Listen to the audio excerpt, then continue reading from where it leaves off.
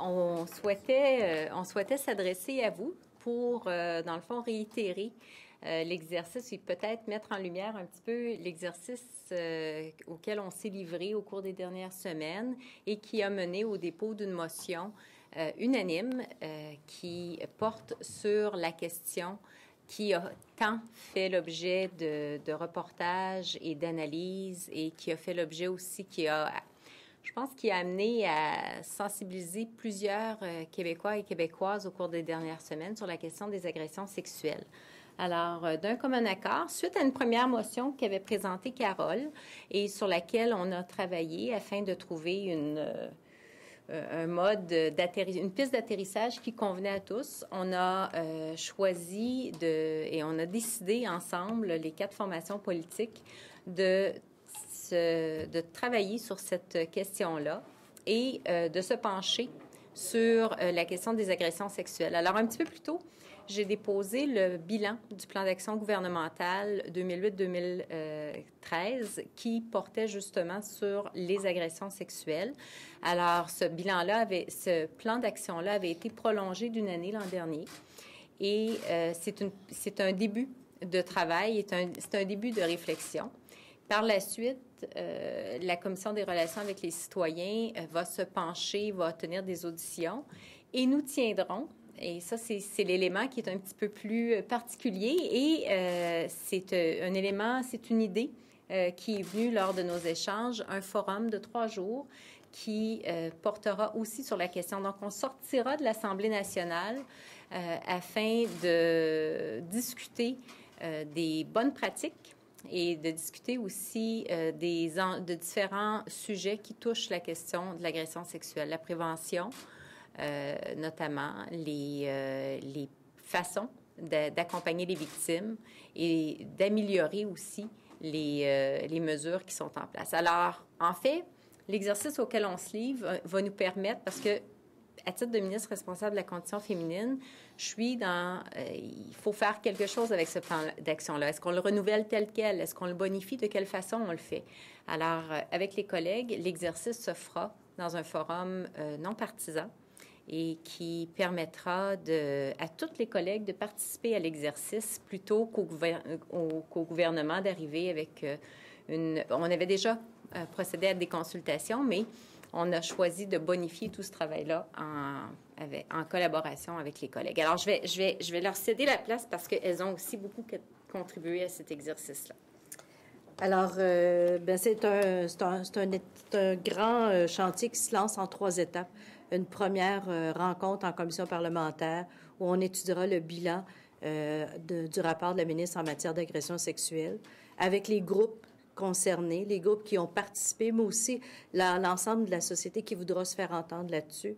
Dans un deuxième temps, aller à la rencontre des femmes un peu partout sur le terrain en 3 jours. Ça, c'est court, mais ça fait en sorte qu'on pourra au moins cibler l'ensemble de celles et ceux, parce que ce n'est pas seulement qu'un débat de femmes, c'est un débat de société qu'on engage pour l'avenir qui est, et je le répète, ce que l'on veut, c'est des changements de comportement.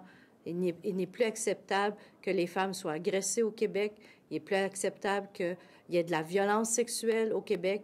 Et c'est ce forum-là qui va permettre aux femmes et aux hommes de venir s'exprimer. Et dans un troisième temps, et ça, on s'en réjouit beaucoup, c'est qu'il y ait une commission parlementaire de l'Assemblée nationale qui va travailler à des recommandations tant sur le bilan que sur le forum que nous aurons tenu et de ce qu'on va avoir entendu de la part de toutes les participantes. Alors, au nom de ma formation politique, je peux vous dire qu'on se réjouit de cette annonce que l'on fait aujourd'hui.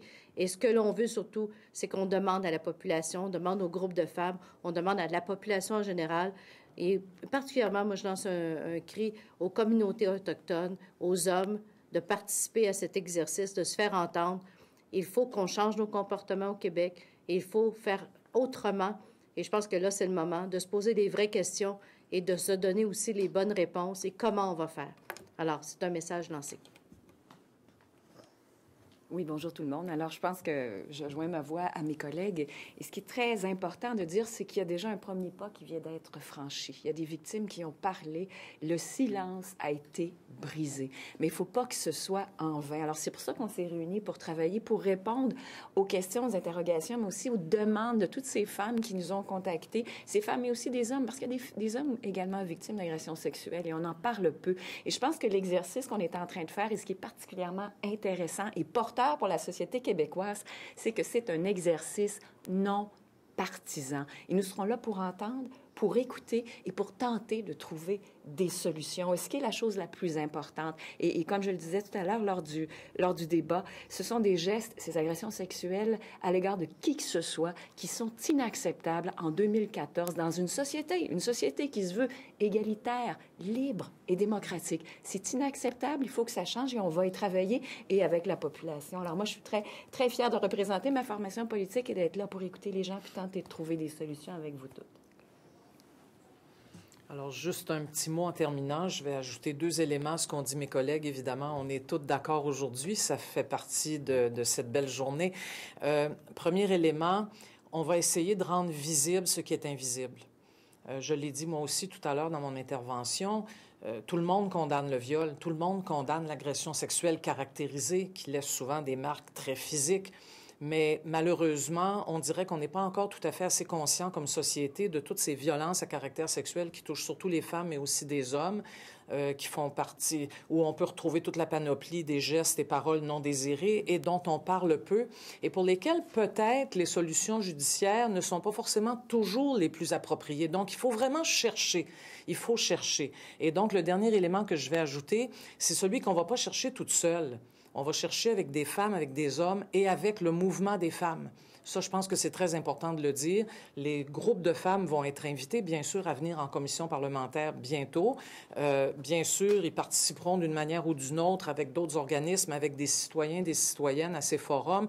Il faudra les entendre. Je suis certaine qu'un certain nombre de pistes vont pouvoir émerger, entre autres, des groupes qui, au quotidien, travaillent avec les victimes d'agressions sexuelles. Donc, c'est un grand chantier, effectivement. Et moi aussi, j'en remercie beaucoup les collègues.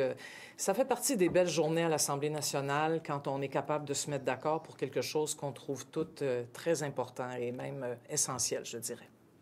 Et en complément, aujourd'hui débutent les 2 jours pour dénoncer la violence contre les femmes. Alors, quelle belle journée pour faire cette motion. Les dates ne sont pas arrêtées puisqu'il y a un premier travail qui se fait au niveau de la Commission des relations avec les citoyens. Donc, ce travail-là se fait dans un premier temps, c'est-à-dire de se pencher sur le bilan. Alors, moi, je devrais, d'une certaine façon, rendre des comptes à mes collègues devant la commission parlementaire et par la suite, on va travailler sur le forum. Alors, évidemment, là, il reste certaines questions d'intendance, que nous devons établir, mais l'objectif serait au cours du printemps prochain. Alors, les dates précises ne sont pas établies. Les lieux, c'est un forum, on a convenu d'un forum de 3 jours, donc les endroits non plus ne sont pas encore déterminés. Il y aura des échanges aussi avec les membres de la commission. Et donc, c'est ce que nous souhaitons, pouvoir quand même procéder au cours du printemps à ce grand chantier-là. Le modèle qui avait été évoqué à l'origine, c'était celui de la commission Mourir dans la dignité. En quoi est-ce que la formule sur laquelle vous vous êtes entendu est plus adéquate pour traiter de cette problématique?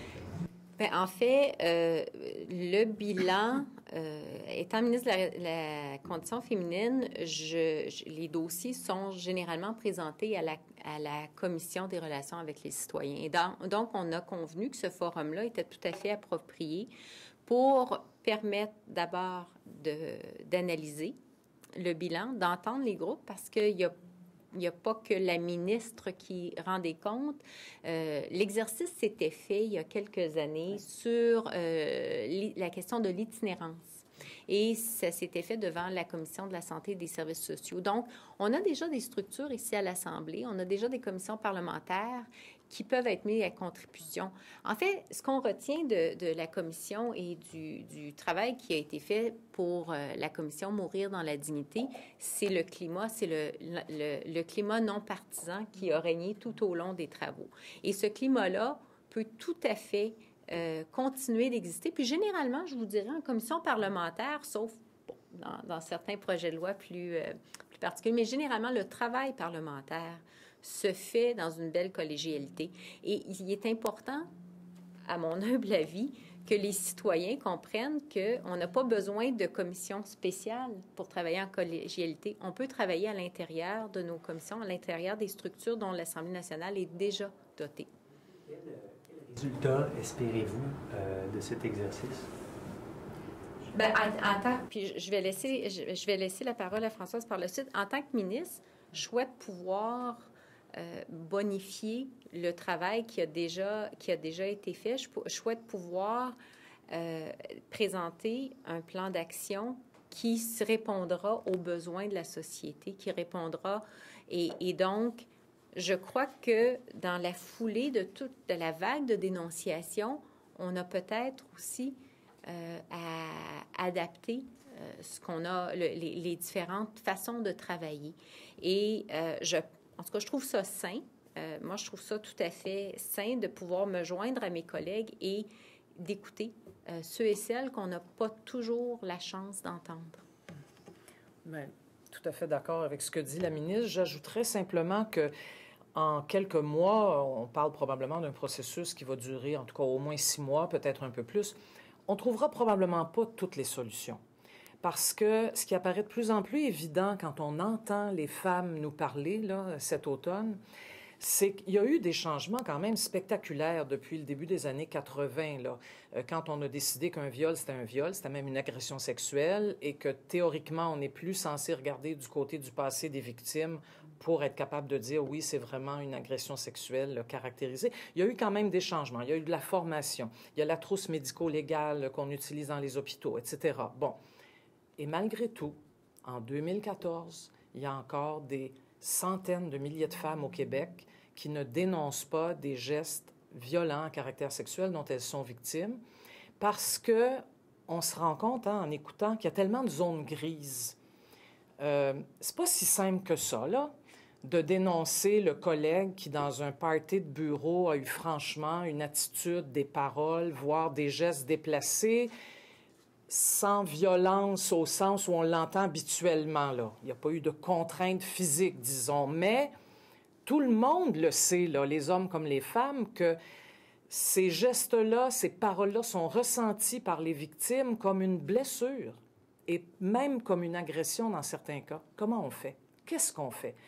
Moi, je compte beaucoup sur la commission, le forum, suivi d'encore une commission pour commencer à nous éclairer sur toutes ces zones grises. Il se pourrait qu'on n'ait pas trouvé toutes les solutions d'ici 6 mois, mais il faudra continuer. Il faudra trouver d'autres moyens, il faudra travailler avec les groupes de femmes et tout autre groupe là, pour trouver les solutions ensemble. Mais au moins, moi, mon attente, en tout cas, c'est que pendant ces quelques mois, on va en parler. On va en parler. Il n'y a plus personne qui pourra dire « je ne savais pas ». Et ça, c'est déjà, à mon avis, le début d'une recherche de solutions. Je pense que le début de la solution, c'est aussi de faire réfléchir sur les comportements. Quand je dis qu'il faut changer des comportements, c'est qu'il faut apprendre que les comportements que l'on a ne sont pas les bons.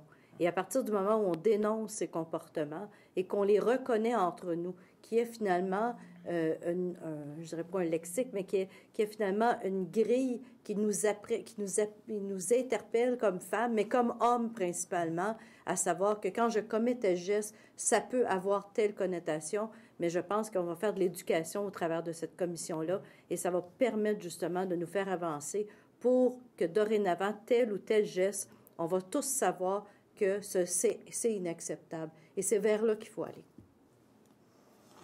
Est-ce que l'une d'entre vous a pris connaissance de l'entrevue qu'a donnée la députée du NPD au Huffington Post? Non. Lu dans le journal. Qu'est-ce que ça vous a inspiré comme témoignage? Écoutez, l'entrevue qu'elle a donnée, c'est... Elle aussi, elle avait besoin de parler, à mon avis, et ça fait partie justement de cette vague-là. Elle s'est exprimée finalement pour pour dénoncer l'absence de mécanismes en tant que tel, puis l'absence aussi de personnes qui l'ont entendu. Parce que finalement, qu'est-ce qui se passe après cette dénonciation qu'elle a fait au chef de l'autre parti? Eh bien, oui, il y a suspension, mais à part ça... Alors, et je pense que c'est là qu'on voit toute l'importance de la dénonciation, mais ce que ça veut dire pour une victime de dénoncer. Et c'est ce bout-là qu'il va falloir que nous, on regarde, parce que dénoncer, c'est pas juste faire une plainte à la police, c'est aussi vivre pendant des années après pour attendre un jugement. C'est vivre pendant des années en rebrassant tout cet événement-là, toute cette agression-là, tous les jours. Moi, je pense il va falloir regarder ça dans nos délais de justice en tant que tel. Merci. Merci. Merci. Merci.